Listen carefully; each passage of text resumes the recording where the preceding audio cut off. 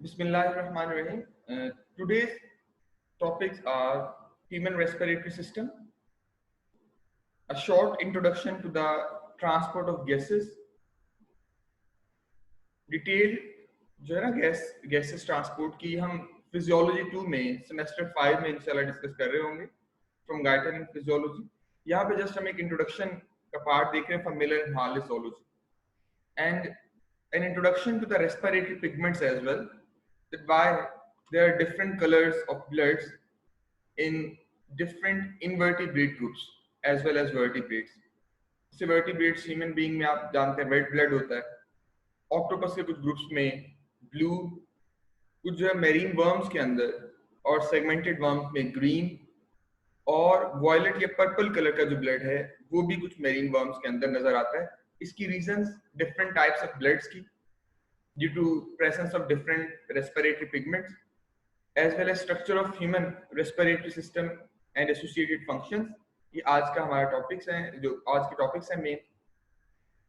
First of all, if you're considering human respiratory tract, it starts from the outer nasal portion, nostrils, and then nasal cavity. Air enter होती है भाई nostrils के through into the nasal cavity, nostrils के साथ associated hair, और फिर nasal cavity में मौजूद cilia, they carry out filtration process। और इसकी filtration जो है वो carry out करेंगे यहाँ पे इस पोर्शन के अंदर। सीलिया और म्यूकस मेम्ब्रेन, जो म्यूकस मेम्ब्रेन्स हैं वो म्यूकस प्रोड्यूस करके यहाँ पे डस्ट पार्टिकल्स को ट्रैप करने का काम करेंगे, और वही ट्रैप पार्टिकल्स सीलिया की मूवमेंट की मदद से फेरिंक्स के अंदर आएंगे। सीलिया थ्रू आउट डाइजेस्टिव ट्रैक्ट हमें मिलते हैं, सॉरी रेस्पिरेटरी ट्रैक्ट मिलते हैं हमें। फॉर एग्जांपल ट्रेकिया के अंदर भी सीलिया है, म्यूकस मेम्ब्रेन्स है, वो भी ट्रैप डस्ट पार्टिकल्स जो म्यूकस की वजह से ट्रेकिया में ट्रैप हो जाते हैं उनको मूव करवाते हैं इनटू द फेरिंक्स। जबकि नेजल कैविटी में डाउनवर्ड मूवमेंट होगी सीलिया की, जो ट्रैप पार्टिकल्स को फेरिंक्स की तरफ लेके आएंगे, और वो ट्रैप पार्टिकल्स या तो फिर इंजेस्ट हो जाएंगे इनटू द एसोफेगस या फिर उनको स्पिट आउट जो है वो कर दिया जाता है। इसके अलावा बेटे अगर हम बात करें कॉमन रेस्पिरेटरी पाथवे की, तो डाइजेस्टिव ट्रैक्ट और रेस्पिरेटरी ट्रैक्ट, इसके लिए जो कॉमन ओपनिंग है वो हमारे पास कहलाती है थ्रोट या फेरिंक्स। यहाँ पे ऑरल कैविटी की ओपनिंग भी आपको नजर आ रही होगी, और नेजल कैविटी की जो ओपनिंग है वो भी यहाँ पे नजर आ रही होगी। जब एयर नेजल कैविटी से एंटर हो रही होती है यहाँ पे, तो जो हमारे पास सॉफ्ट पैलेट का एक पोर्शन होता है यहाँ पे, सॉफ्ट पैलेट जो हैंगिंग स्ट्रक्चर है ऑरल कैविटी के अंदर, वो बेसिकली ऑरल कैविटी के क्लोजर के लिए मौजूद है। जब स्वेलिंग के दौरान अगर इस पाथवे को क्लोज करना है तो इस सॉफ्ट पैलेट का portion partially fraction of time nasal opening को या नेजल कैविटी को क्लोज करता है जब कोई फूड बोलस इनवर्ड एंटर हो रहा होता है। इसके अलावा एक स्ट्रक्चर जो ट्रेकिया की ओपनिंग हमारे पास कहलाती है वो है बेटा glottis. Larynx is the upper part of trachea, और इसकी ओपनिंग को हम नाम देते हैं ग्लोटिस। जबकि ग्लोटिस के ऊपर ये जो स्ट्रक्चर आपको नजर आ रहा है, another structure which is covering of the glottis, इससे नाम दिया जाता है, जिसे मैंने ये ग्रीन कलर में हाईलाइट किया, इट इज एपीग्लोटिस। एपीग्लोटिस की नॉर्मल पोजीशन होती है वर्टिकल, लेकिन ये भी स्वेलिंग प्रोसेस के दौरान इन्हें जब हम फूड इंजेस्ट कर रहे होते हैं तो फूड बोलस जैसे ही इधर आके लगता है, it gets into the more or less horizontal position and it covers the opening of trachea, opening of larynx, glottis उसको कवर करेगा। और इसकी पोजीशन अगर पहले ये ग्रीन कलर में नजर आ रही है, फिर इसकी पोजीशन इसके ऊपर ऐसे मौजूद हो जाएगी। ये जो येलो कलर की इसकी पोजीशन नजर आ रही है एपीग्लोटिस की, दैट इज ड्यूरिंग स्वेलिंग, जब फूड बोलस इसके साथ कांटेक्ट करता है, इसके ऊपर लगता है, और फूड बोलस तो डाइवर्ट हो जाएगा टुवर्ड्स एसोफेगस। जबकि एयर का पाथवे सिंपली रेस्पिरेटरी ट्रैक्ट के लिए नेजल कैविटी, नेजल कैविटी से फेरिंग्स, और फेरिंग्स से ग्लोटिस के थ्रू, जो कि नॉर्मली ओपन ही रहती है, ट्रेकिया। ट्रेकिया क्या है हमारे पास? ये सी शेप कार्टिलेजिनस रिंग्स के साथ और स्मूथ मसल्स के साथ बना हुआ एक स्ट्रक्चर है, जो एक एक पैसेज वे का काम करता है. These tracheal structures, the divide. Trachea जो है वो डिवाइड करेगा आगे. सिंगल ट्रेकिया का स्ट्रक्चर हमारे पास मौजूद है. It divides further to form primary bronchi या primary bronchus, one on the left side, one on the other. Left side पे हमारे पास जो है वो जो लंग मौजूद है, left lung, it is having a relatively smaller size. यहाँ पे इन्होंने लोब्स लेफ्ट लंग के 3 शो किए हैं. लेफ्ट साइड पे हार्ट की कमोडेशन की वजह से यहाँ पे हार्ट को कमोडेट किया जाता है. Left lung is having 2 lobes actually. इन्होंने 3 लोब्स यहाँ पे शो किए हैं और ये जो 2 लोब्स हमें नजर आ रहे होते हैं ये लेफ्ट लंग के हैं, जबकि 3 लोब्स जो इन्होंने बनाए हैं ये राइट साइड के लंग्स के मौजूद होते हैं. It's a diagram from your text book. Left lung is smaller क्योंकि इसने हार्ट को कमोडेट करना होता है, और right lung it's relatively larger और उसके अंदर लोब्स 3 हैं, जबकि लेफ्ट लंग में आपने 2 लोब्स पढ़ने हैं. बेटा ये जो प्राइमरी ब्रोंकस की हम बात कर रहे थे इसमें भी सी शेप कार्टिलेज और स्मूथ मसल नजर आ रहे होंगे आपको. बाद में प्राइमरी ब्रोंकाई आगे डिवाइड और रीडिवाइड करेंगे. Secondary bronchi, tertiary bronchi. जब उसमें कार्टिलेज जो है वो खत्म होना शुरू होती है, सी शेप रिंग से फिर प्लेट्स बनती हैं आगे डिवीजन्स में, तो टर्मिनल पोर्शंस को जहां पे सिर्फ स्मूथ मसल्स रह जाते हैं फिर उन्हें हम नाम दे रहे होते हैं ब्रोंक्यूल्स. ब्रोंक्यूल्स की भी टाइप्स हैं. पहले बनती है बेटा टर्मिनल ब्रोंक्यूल्स. फॉर एग्जांपल ये ब्रोंकाई जब इनका डायमीटर 1 मिलीमीटर तक रह जाता है ना, 1 mm और less, they are termed as bronchiole. पहले टर्मिनल ब्रोंक्यूल बनते हैं. टर्मिनल ब्रोंक्यूल से आगे डिवीजन बनती है, उन्हें कहते हैं रेस्पिरेटरी ब्रोंक्यूल. ये टर्मिनल ब्रोंक्यूल है, ये रेस्पिरेटरी ब्रोंक्यूल है, और रेस्पिरेटरी ब्रोंक्यूल इसकी जो फर्दर डिवीजन होगी ना बेटा, उससे हम नाम देंगे एल्विलर डक्ट. ये जो ब्लू कलर में मैं इसकी फर्दर डिवीजन शो कर रहा हूं, ये होंगी alveolar duct. Alveolar duct is then surrounded by smaller sac like structures which are known as alveoli. इन्हें हम एल्विलाई या एल्विलर सैक कहेंगे. डायग्राम की लोअर साइड पे यहां पे देखिए, ये हमारे पास टर्मिनल ब्रोंक्यूल जो बिल्कुल लास्ट में मौजूद है, जिसका डायमीटर 1 मिलीमीटर मौजूद होगा. फिर उसके बाद जो उसकी फर्दर डिवीजन है, that division is called respiratory bronchiole. Respiratory bronchiole it will lead into the alveoli. जो एल्विलाई के अंदर पोर्शन बनेगा, ये देखिए, उसको नाम दिया जा रहा है एल्विलर डक्ट.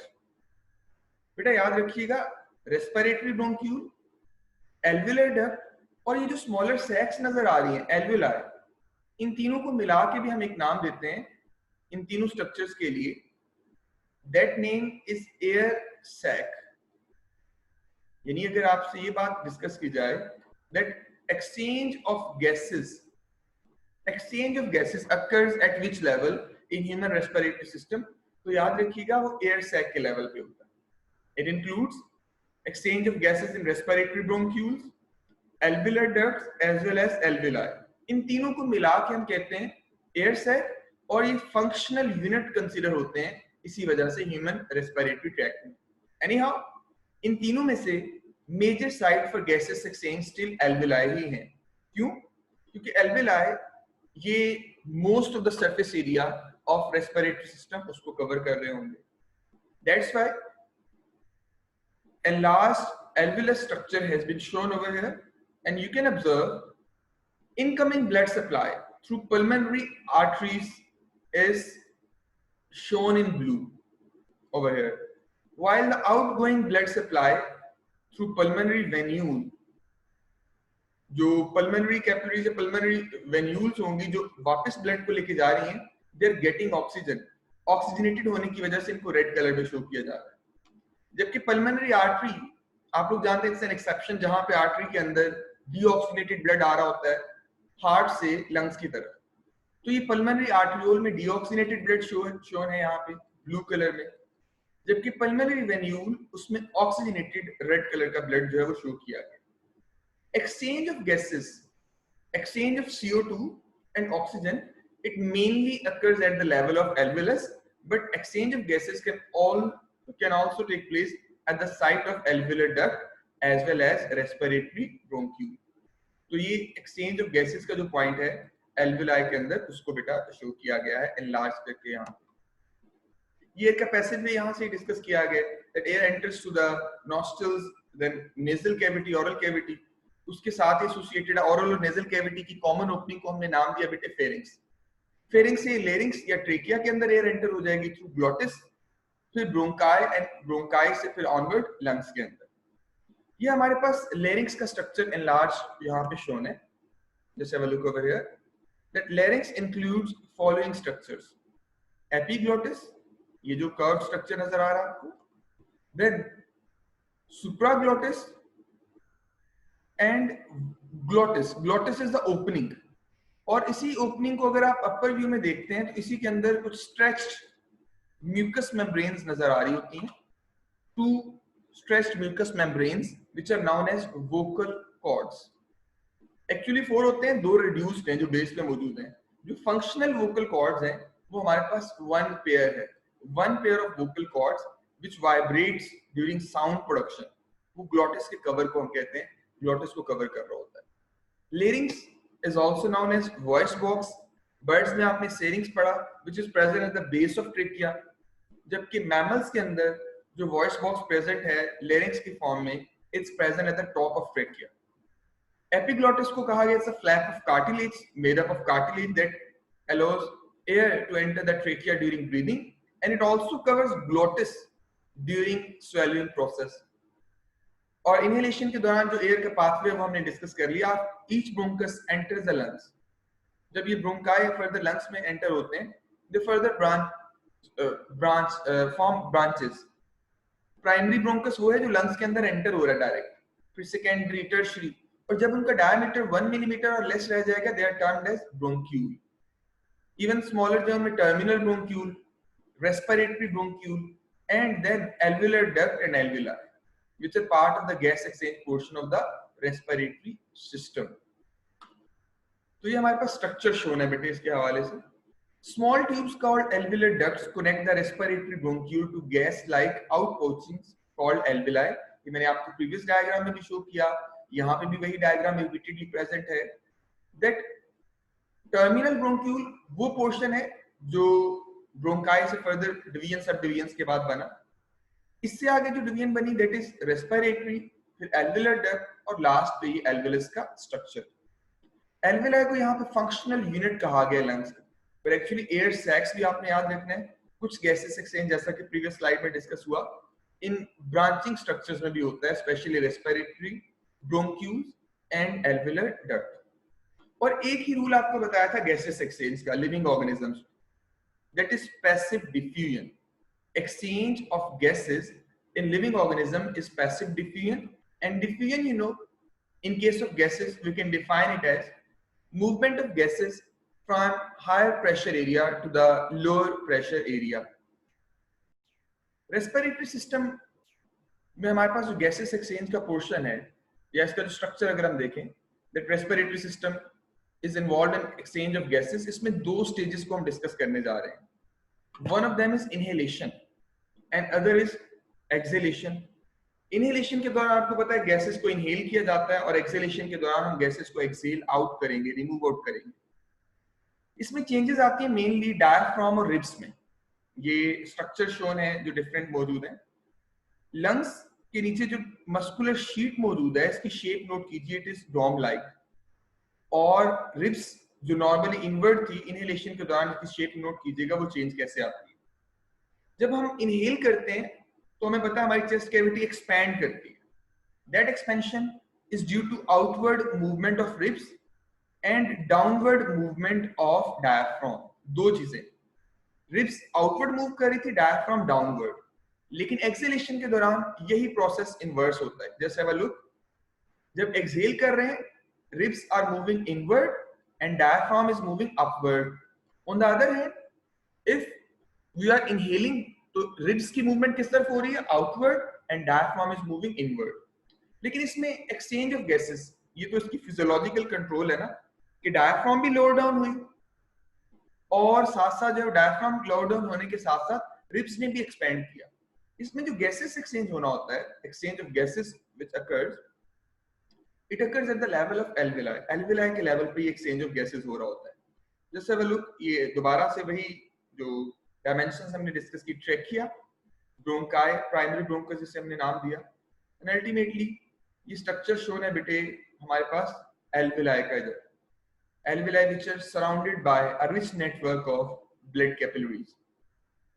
और ये इनहेलेशन के प्रोसेस को शो किया गया कि उसमें गैसेस एक्सचेंज कैसे हो रहा होता है। जाहिर है जब हम एयर इनहेल करते हैं आउटर एयर में ऑक्सीजन का पार्शियल प्रेशर हायर होता है और जो ब्लड आ रहा होता है लंग्स के अंदर उसमें ऑक्सीजन का पार्शियल प्रेशर कम होगा। और डिफ्यूजन के केस में हमेशा गैसेस मूव करते हैं from higher partial pressure to the lower partial pressure. ये रेड ब्लड सेल्स जो कि ऑक्सीजन कैरियर्स हैं मेन, जब ये ऑक्सीजन सेल्स को देते हैं तो इनका कलर चेंज दिखाया गया यहाँ पे, इन्होंने इतना जो ब्लू तो नहीं हो जाता जाहिर है इतना, लेकिन ये एक नोटेशन के तौर पे इन्होंने शो किया है, बहरहाल कलर चेंज आती है ब्राइट रेड से जो है वो लाइट रेड सा जो उसका कलर उस तरह से चेंज आती जरूर है। ये प्रोसेस जो एक्सचेंज ऑफ गैसेस का है उसी को यहाँ पे एक्सप्लेन किया हुआ इन्होंने।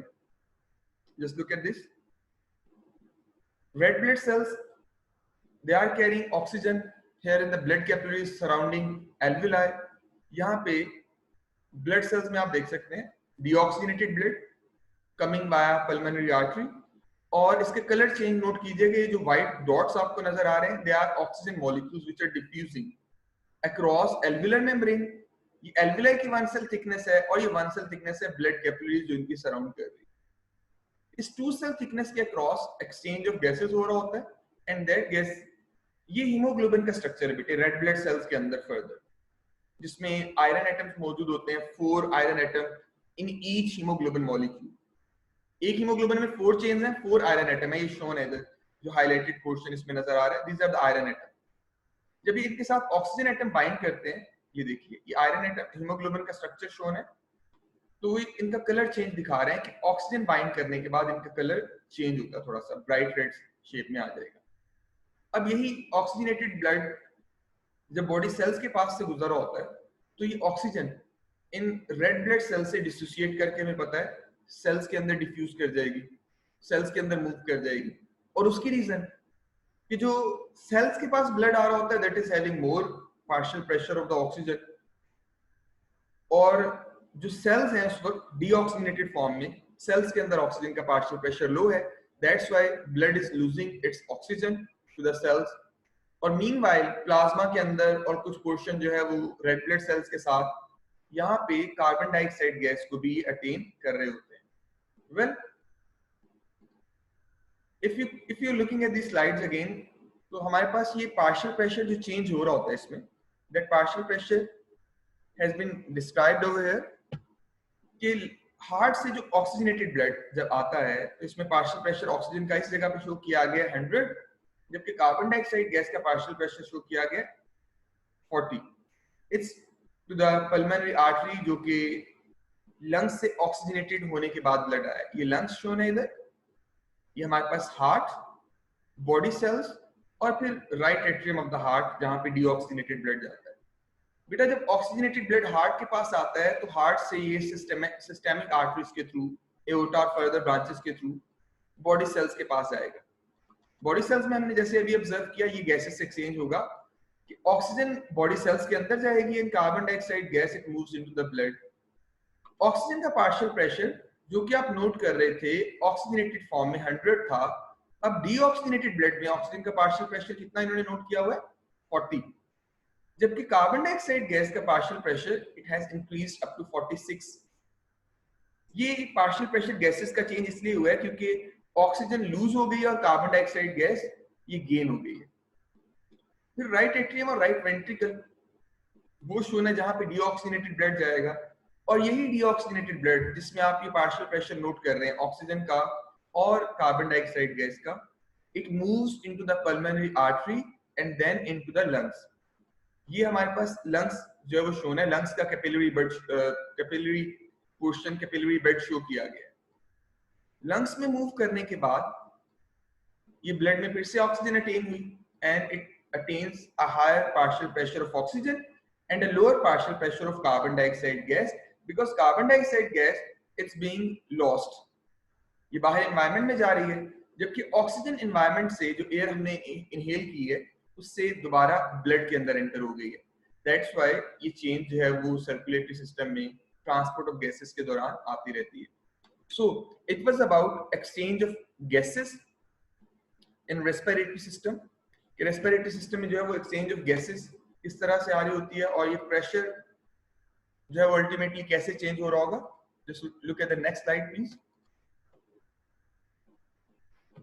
ये हमारे पास सर्कुलेटरी पाथवे, ये भी आपको उसी पाथवे को शो कर रहा है यहाँ पे जिसको हमने अभी पहले नोट किया. Just look at the flow. जो रेड पोर्शन, रेड पार्ट नजर आ रहा है आपको, that is actually oxygenated blood. Capillary bed in the lungs oxygenated blood को लेके आ रहा है राइट लेफ्ट एट्रियम में. लेफ्ट एट्रियम से लेफ्ट वेंट्रिकल और लेफ्ट वेंट्रिकल से आप देख रहे हैं एओर्टा के थ्रू पूरी बॉडी की तरफ ब्लड जा रहा है.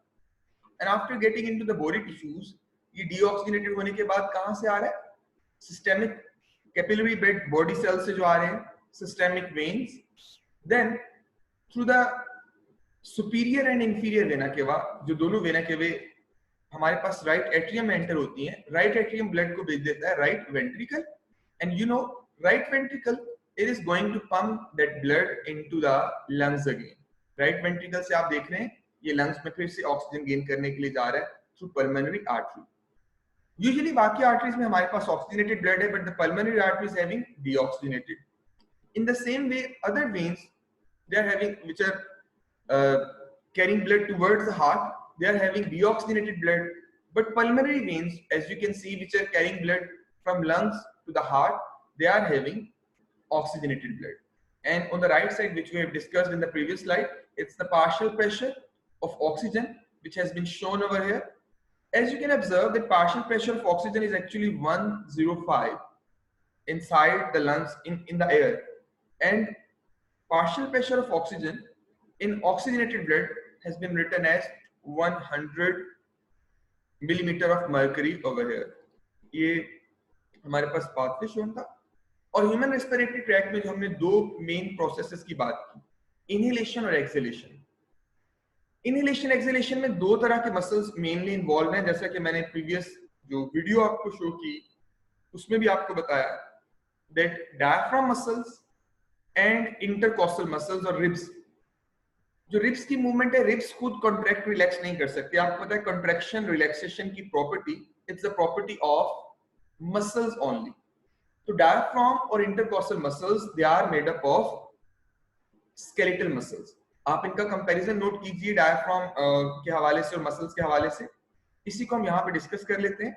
बाकी जो डिटेल है इनके रिब्स की मूवमेंट या डायफ्राम की मूवमेंट मैंने पहले भी आपको शो की, अगर जरूरत पड़ी तो दोबारा से आपको जो है ये दिखा देते हैं. First of all during inhalation, inhalation के दौरान याद रखिएगा हमारे पास इनर चेस्ट कैविटी को एक्सपेंड करना जरूरी है. और एक्सपेंशन के दौरान दो तरह के मसल्स मेनली कॉन्ट्रैक्ट करेंगे.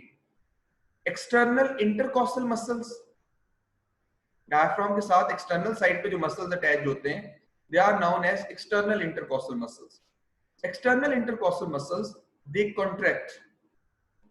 अब इंटरकॉस्टल रिब्स की नॉर्मल शेप स्ट्रेट से अगर वो प्रेशर लंग्स के ऊपर पड़ा हुआ है, तो अब लंग्स के ऊपर से प्रेशर को कम करने के लिए जब मसल्स कॉन्ट्रैक्ट करते हैं, रिब्स की शेप थोड़ी सी चेंज होती है, कर्व डेवलप होगा इसमें. और इसकी वजह क्या है कि इनके दरमियान जो इंटरकॉस्टल मसल्स थे एक्सटर्नल साइड पे वो कॉन्ट्रैक्ट किए, जबकि इंटरनल रिलैक्स्ड है. आप एक्सटर्नल इंटरकॉस्टल मसल को फोकस कीजिएगा जो मेजर रोल प्ले कर रहे होते हैं इस केस में. ड्यूरिंग इनहेलेशन लंग्स का वॉल्यूम बढ़ाने के लिए रिब्स ने फॉरवर्ड मूव करना है और एक्सटर्नल इंटरकॉस्टल मसल्स ने कॉन्ट्रैक्ट करना है.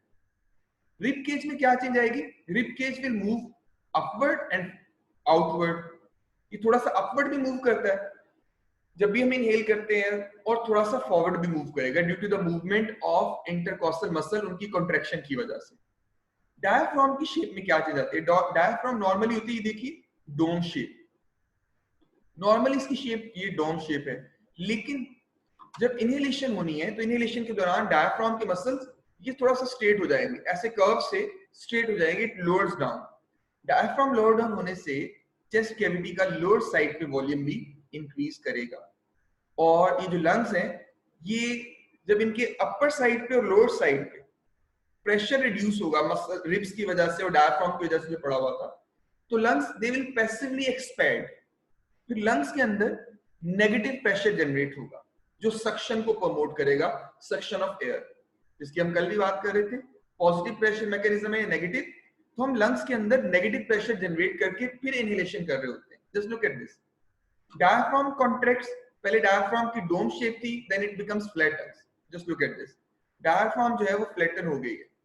Volume of thoracic cavity increases, जब वॉल्यूम इंक्रीज करता है तो ऑब्वियसली प्रेशर क्या होगा, रिड्यूस करेगा। लंग्स के अंदर प्रेशर रिड्यूस हो गया, वॉल्यूम बढ़ गया। It causes decrease in pressure in the alveoli or lungs and movement of air from the outer environment to the lungs. lungs के अंदर जब एयर पैसिवली मूव करेगी from higher partial pressure on the outer side to the lower partial pressure on the inner side. जबकि acceleration के दौरान note कीजिए, acceleration में क्या हो रहा है, बिल्कुल रिवर्स इवेंट्स है। यहाँ पे इंटरनल इंटरकॉस्टल मसल को रिलैक्स कहा तो यहाँ पे हमने कॉन्ट्रैक्टेड लिखा। इधर हमने बात की कि इंटरकॉस्टल मसल एक्सटर्नल और डायफ्राम दोनों कॉन्ट्रैक्ट कर रहे हैं, इधर दोनों रिलैक्स करेंगे, डायफ्राम भी रिलैक्स करेगी और एक्सटर्नल इंटरकॉस्टल मसल भी। बेटा जब एक्सटर्नल इंटरकॉस्टल मसल जब कॉन्ट्रैक्ट करेंगे तो डायफ्राम जो रिब्स की शेप थी इनहेलेशन के दौरान वो कर्व शेप में नजर आई, लेकिन जब एक्सटर्नल इंटरकॉस्टल मसल्स दोबारा से जब रिलैक्स होता है तो ये देखिए फ्लैटन हो जाती है, इनकी शेप कर्व से बिल्कुल फ्लैट हो जाएगी वंस अगेन। और रिब्स का जो प्रेशर है लंग्स को फोर्स करता है, रिब्स लंग्स पे प्रेशर बढ़ाती हैं। लंग्स के अंदर पहले जो वॉल्यूम बढ़ा था इस साइड से अपर साइड से वॉल्यूम कम होगा, क्यों, because rib cage it moves inward, rib cage जो है वो इनवर्ड मूव करती है and as well as downward, inward भी मूव करेगी और डाउनवर्ड भी, which will exert a force over the lungs, lungs के ऊपर एक फोर्स पड़ेगी। At the same time, diaphragm also relaxes. Diaphragm जो पहले डाउनवर्ड थी contraction of muscles के बाद, अब दोबारा से कर्व शेप में आएगी। Just look at this, ये जो इसकी डोम लाइक शेप है, कर्व शेप है, इसमें फिर से आ जाएगी। After the relaxation of diaphragm muscles, volume of thoracic cavity it will decrease क्योंकि प्रेशर एक्सर्ट हुआ है, लंग्स पैसिवली कॉन्ट्रैक्ट किए और लंग्स की पैसिव कॉन्ट्रैक्शन की वजह से एल्वेलाई के अंदर भी प्रेशर इंक्रीज हुआ है, which will cause movement of air to the outer side. जी बेटा आप क्वेश्चन करना चाह रहे हैं बीच में बोलिएगा, I am going to unmute you. What's your question please बताइएगा। एक्सक्यूज मी सर, सर मैंने ये पूछना था कि हमने पढ़ा कि इनहेलेशन में जो लंग्स में प्रेशर होगा वो नेगेटिव होगा। जी बेटा। और सर हमने कल पढ़ा था कि ये जो muscles of mouth and pharynx create a positive pressure to force air into lungs. वो फ्रॉग्स में हमने पढ़ा था कि फ्रॉग्स में, एम्फीबियंस में फेरिंग्स के मसल कॉन्ट्रैक्ट करते हैं। ह्यूमन के केस में इनहेलेशन के दौरान हमारे फेरेंजियल मसल्स कोई बेटा रोल प्ले नहीं कर रहे होते, याद रहेगा। जी sir, yes sir, thank you sir, that's good. Next हमारे पास बेटा ये इसी से रिलेटेड एक एनिमेशन है, वो देख लीजिएगा। जो हम बात कर रहे थे कि इनहेलेशन एक्सहेलेशन के दौरान कौन से मेन इवेंट्स हो रहे होते हैं। In this video you can easily observe the change which is occurring during inhalation और exhalation. During inhalation lungs they are expanding out, ये एक nares के थ्रू एयर की एंट्री को शो किया गया नेजल कैविटी के through, which is lined with cilia, ये हमने डिस्कस कर लिया, mucous membrane, blood capillaries, then air is filtered by cilia, moistured by mucous membranes and warmed by the blood capillaries। इसके बाद बेटा pharynx है, pharynx का जो पोर्शन है it allows movement of air into the trachea, ये trachea के अंदर एयर आ रही है, and from trachea ये एपिग्लोटिस, फूड बोलस के जब मूव करता है तो एपिग्लोटिस की मूवमेंट नोट कीजिएगा, it covers the opening of trachea, ये एपिग्लोटिस डाउनवर्ड आ रहा है and it causes downward movement of the tracheal portion, air is moving into the lungs और एक्सपेंशन कॉज करती है। That's the structure of trachea, C shape cartilage is shown over here, trachea के अंदर जो सी shape cartilage है। और फिर बेटा inside the lungs bronchiole, alveolar sacs and blood supply, and that is the movement of oxygen which we have observed in the previous slides as well, previous video में भी हमने इसको observe किया। लेकिन मेन इसमें पोर्शन था कि आप लंग्स के एक्सपेंशन या कॉन्ट्रैक्शन को यहाँ पे ऑब्जर्व कर सकते हैं easily. That was all about human respiratory tract in transport of gases to the body cells। Next portion में इंशाल्लाह हम डिस्कस करेंगे रेस्पिरेटरी पिगमेंट्स।